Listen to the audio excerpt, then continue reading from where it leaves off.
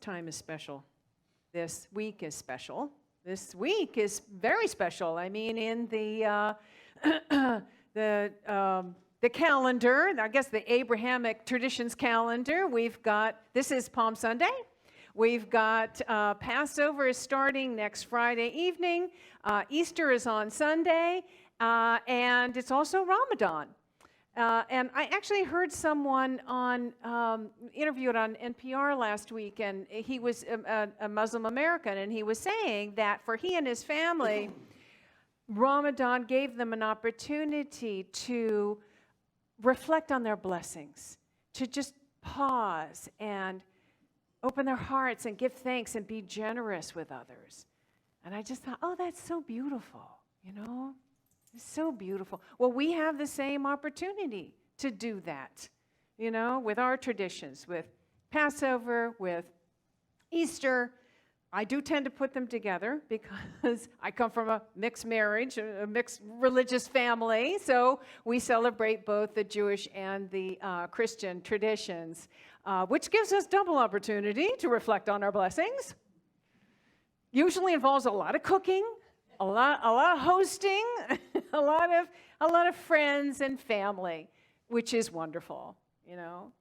And it's easy to dismiss these holiday observances as just kind of fun, which they are. You know, it's great to have foods that you don't normally have, you know, once a year, and have friends over and have family and be together and carve out time from our daily routine, you know, and do something special. We talked about that last week.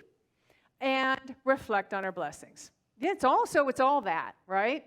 But for some reason this year, I've just felt a desire to dive a little more deeply into the metaphysical meaning of these traditions. You know, I just feel like doing that can give us an opportunity to look at it a little deeper, to give us some meaning, and maybe help free us from the bondage of limitation so that we can rise into the fullness of our being. Yeah, so I put those two together there, see?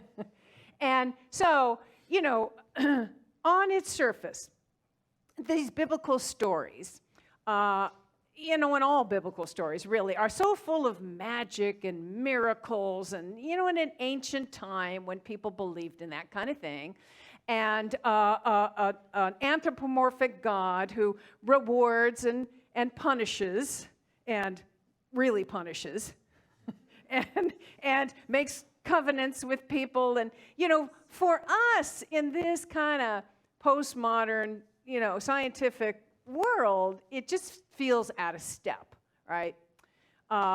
So that's why we want to look at it from a more symbolic, metaphoric way, which I think it really, should be, and to dive into the metaphoric meaning of it so that, something could be revealed that can help us learn something about ourselves and can help us in our lives. So I think that was the motivation that led Charles Fillmore to write this metaphysical Bible dictionary. If you've never seen this before, it's really something. It's like, whoa, a masterwork. It's incredible. Very interesting. I'll leave it up here so after the service you can come and take a peek at it. Really interesting. So I'm going to be pulling from this in my talk today. So let's look at Passover first, since that is the tradition that's coming up first. And most people know that the overall themes of Passover: freedom, liberation, faith, right? And it's all of that. But also, it could, seen metaphysically, it could represent this idea of overcoming victim consciousness, which keeps us trapped until we accept the fullness of who we are, until we accept our true power, and we use that and we embody it, and we know that we're powerful creators and we're masters of our own experience, which is really what Moses was teaching his people. That's the understanding that he was teaching. And with that realization, he parted the Red Sea, right? Think of Charlton Heston with the staff and his gray hair blown back and beard, you know? 10 Commandments, got it. You know, so that now the Red Sea, according to Fillmore, represents collective consciousness. In particular, the belief in separation within the collective consciousness. See, he thought that the Red Sea was a manifestation of that. So Moses, being this spiritually realized dude, you know, he comes and he parts the sea, clears out a space for his people to walk through into higher consciousness. But the Egyptians, of course, did not have that understanding. Remember, they believed in multiple gods, and maybe they were racking up a lot of negative karma from enslaving for so long. So they were swallowed up. They were swallowed up by the collective consciousness. So the lesson in here for us might be that once we realize our divinity, the truth of who we truly are, and we claim our power, and we proclaim it boldly, that we are freed from the negative effects of the collective consciousness.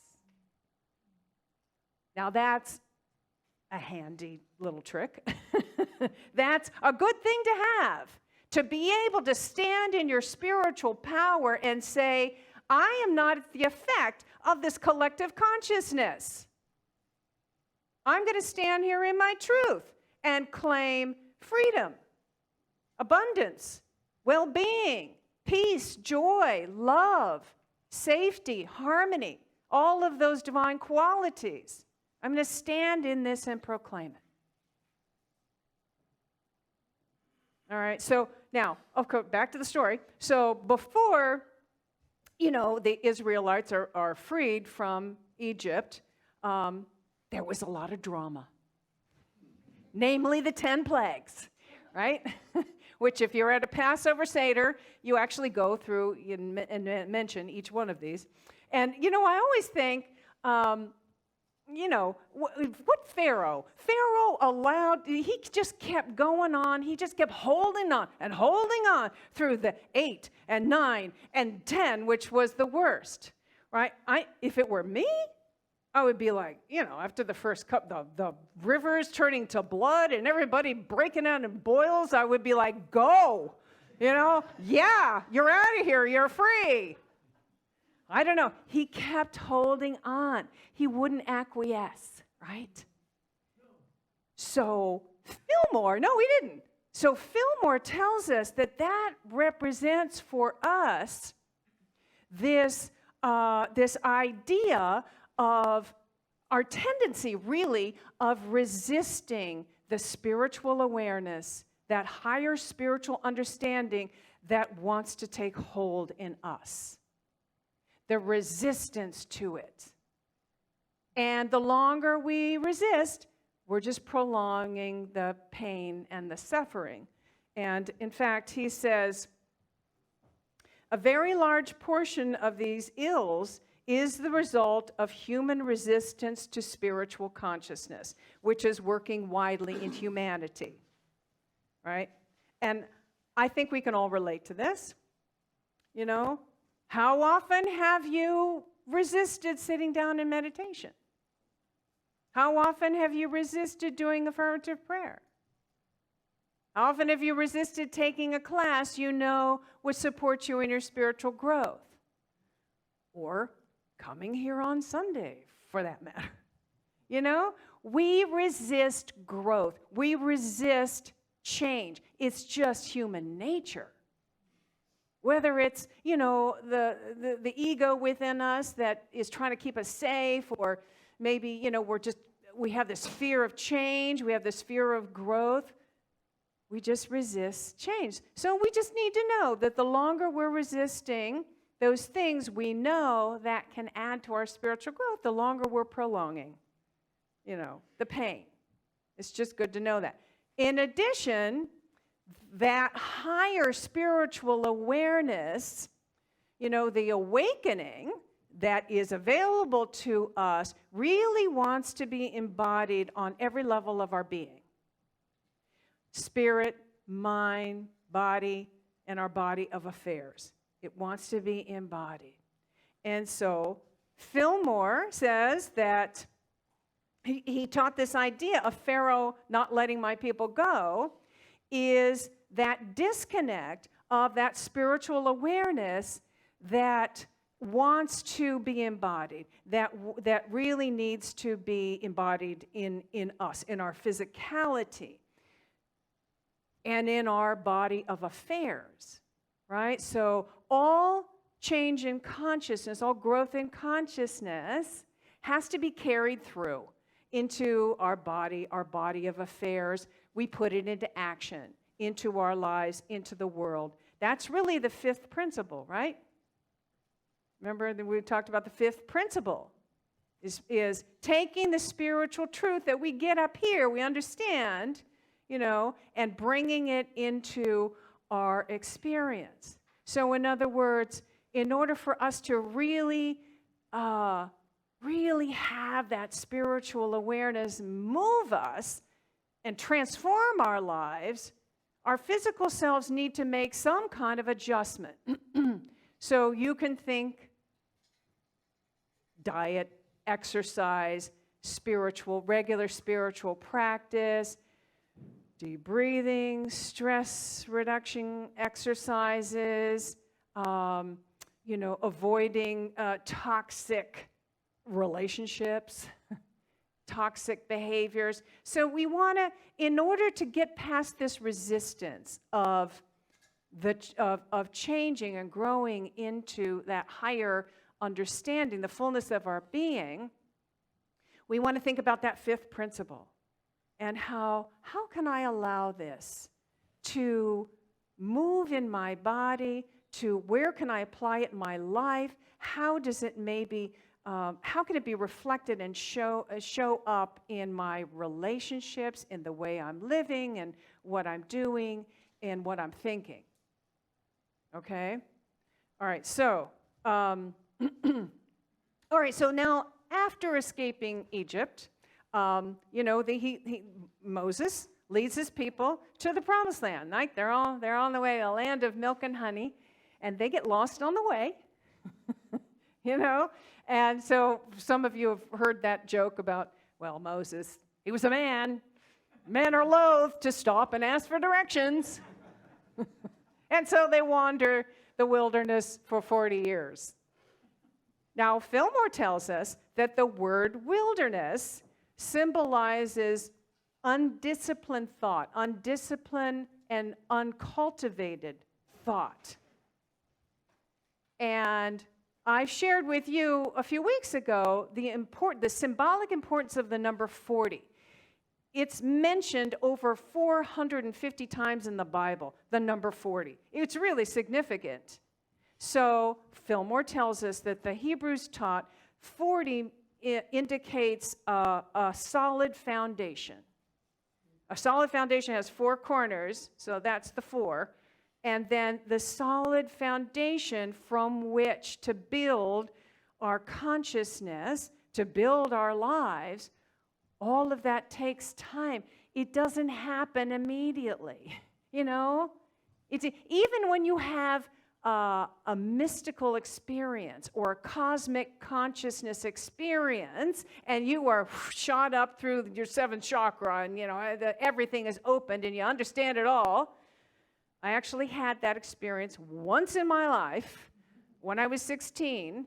You don't stay there. You have to grow into the understanding. It gives you, just get a little taste. Oh, I want that again. How can I have that again? Oh, I see. What I'm seeing is what's possible. Now I need to do the work to grow into it.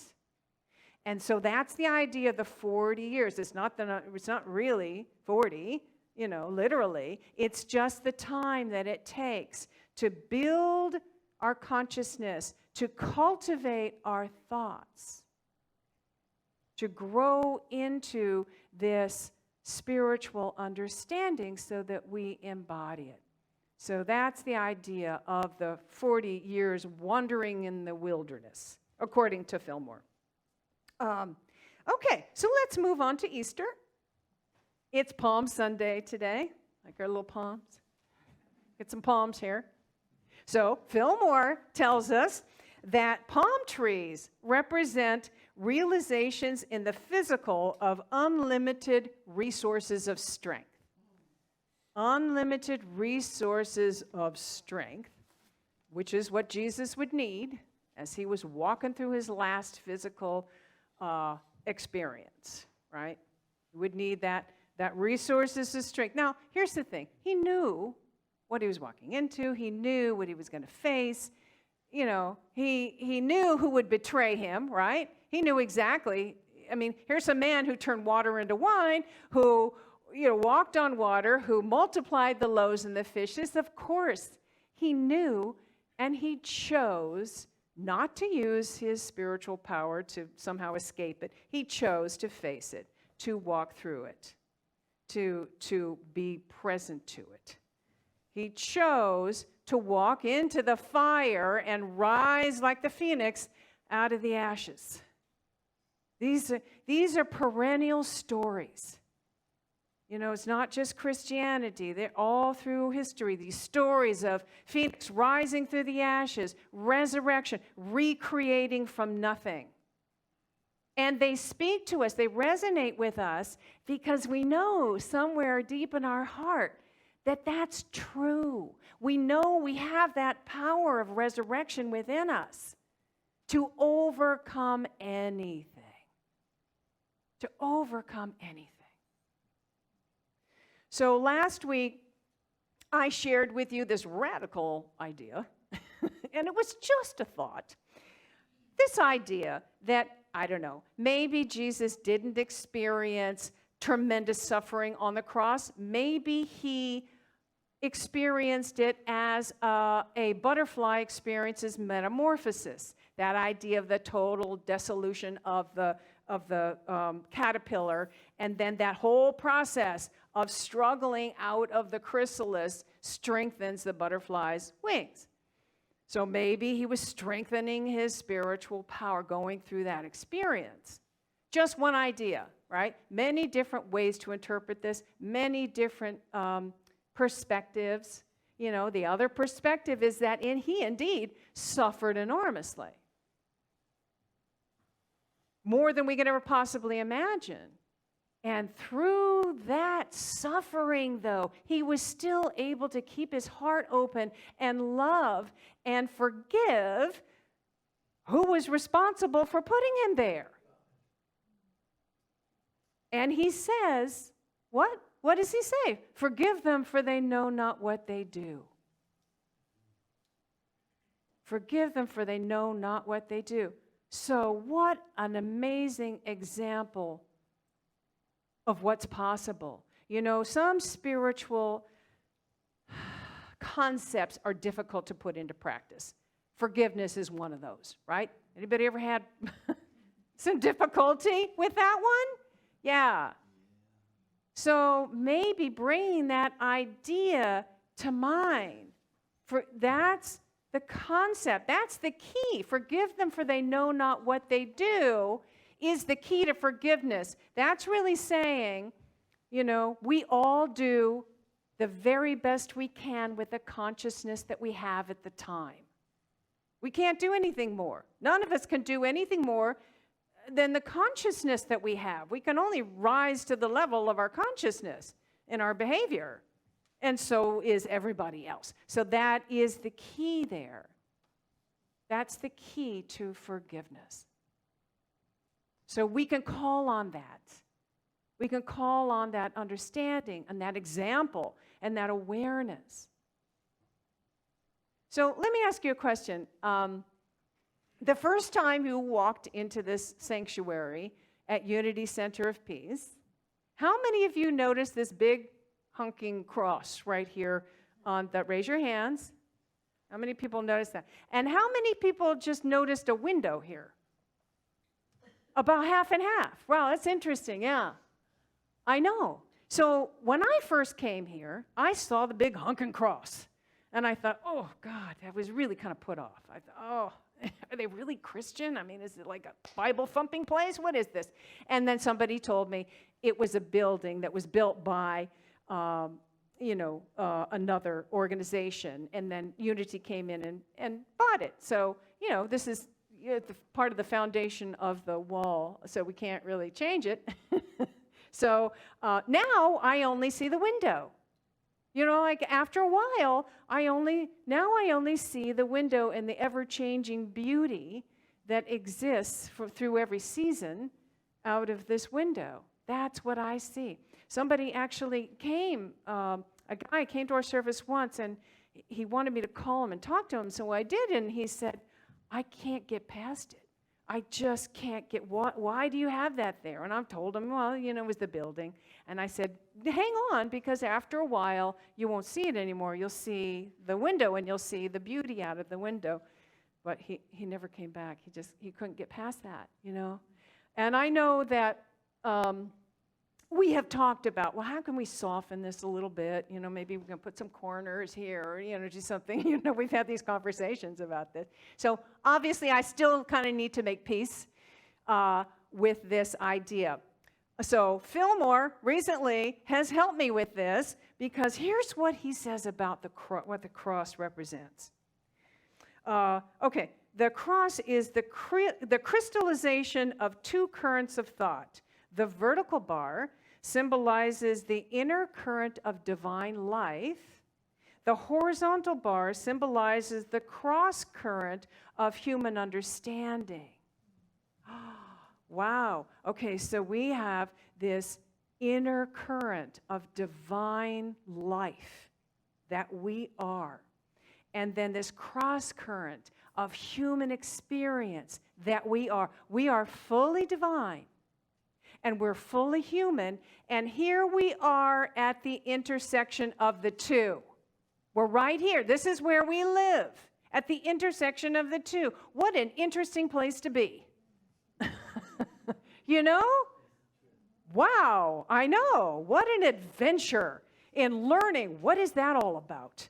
Really, how can I put the two of these together? How can I be 100% divine and 100% human, and how can I live my life from that place of the intersection of the two? So that is where we're going to pick up next week on Easter Sunday. So make sure you come back for that. All right. Peace and blessings.